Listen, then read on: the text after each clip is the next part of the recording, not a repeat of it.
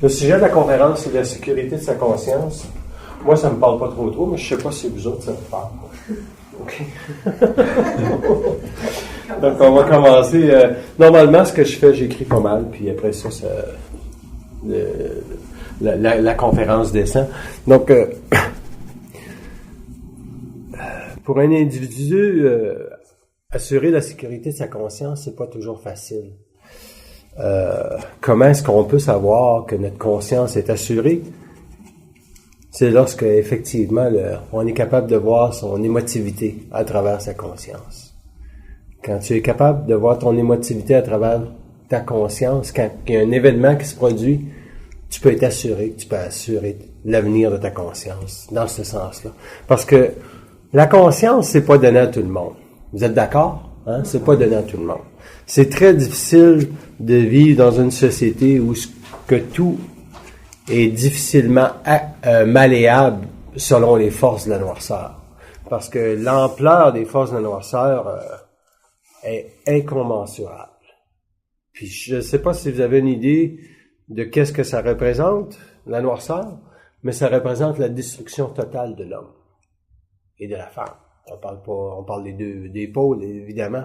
Puis cette destruction totale-là va mener à quoi? Va mener à un égarement des égos. Puis plus les égos vont s'égarer, plus ils vont vivre l'antithèse de la sécurité. Hein? Ils vont vivre le bordel, ils vont vivre la dépersonnalisation de la conscience. La dépersonnalisation de la conscience, ça veut dire qu'ils vont vivre un chaos qui est permanent.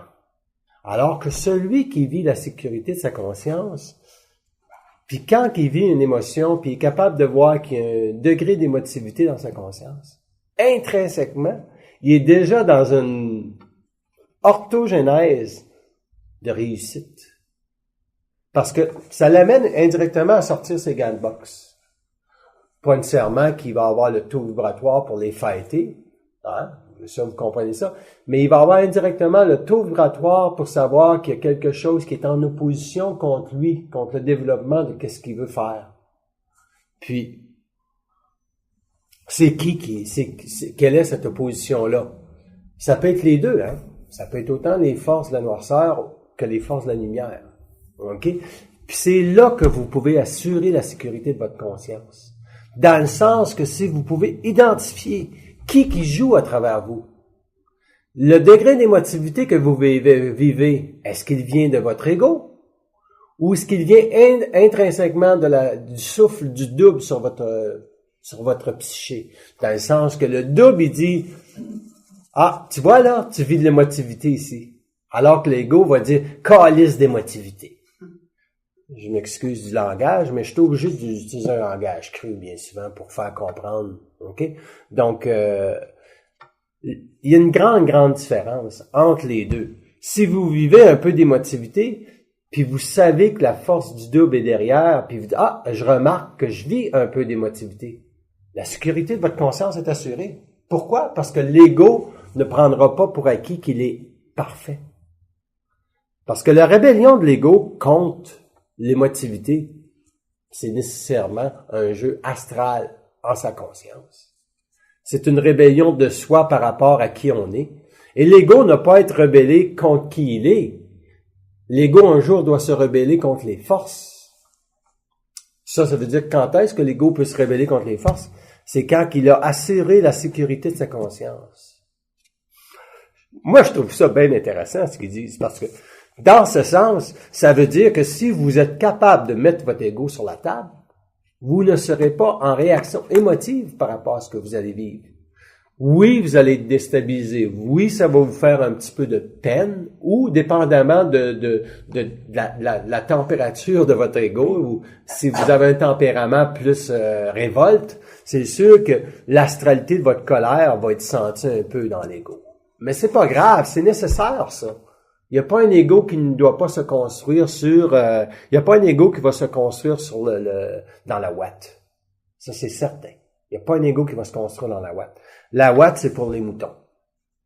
OK? Puis les moutons, c'est pas toujours intelligent. OK? Parce que la société, c'est des moutons. OK?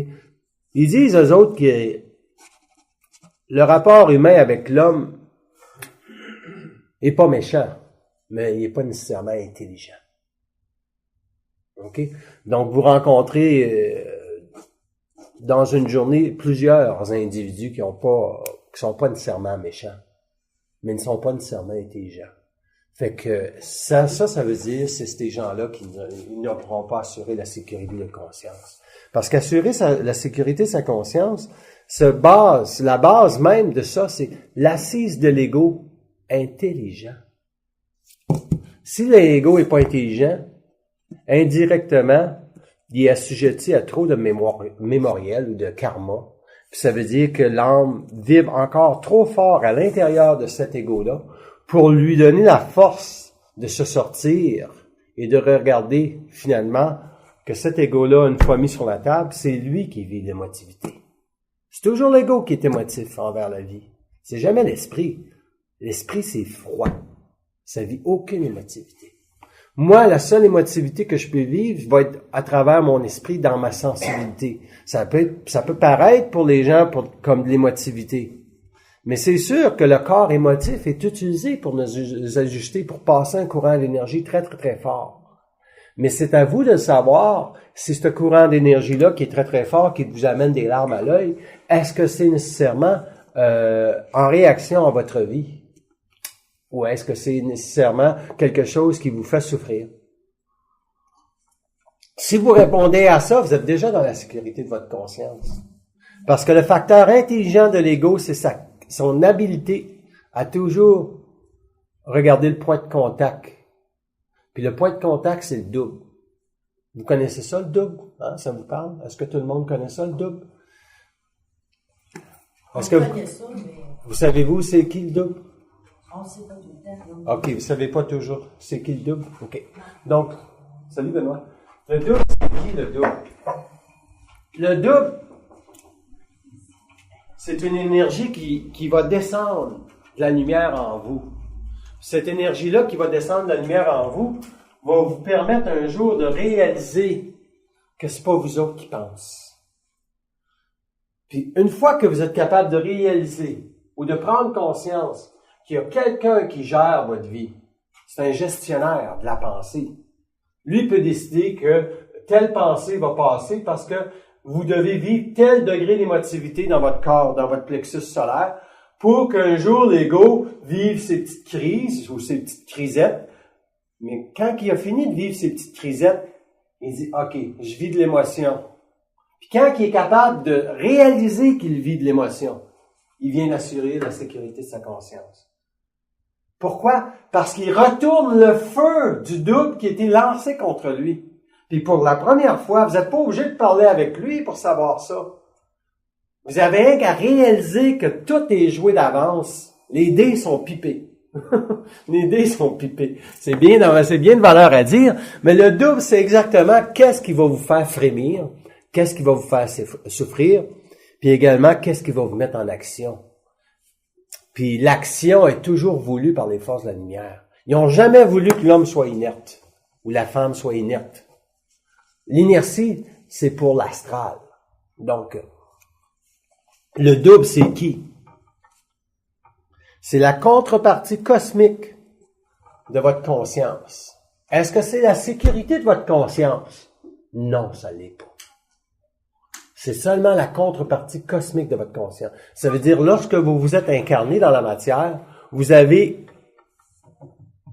laissé une partie de vous-même sur les plans célestes. Puis cette partie céleste-là, c'est cet agenda-là du double cosmique que vous êtes.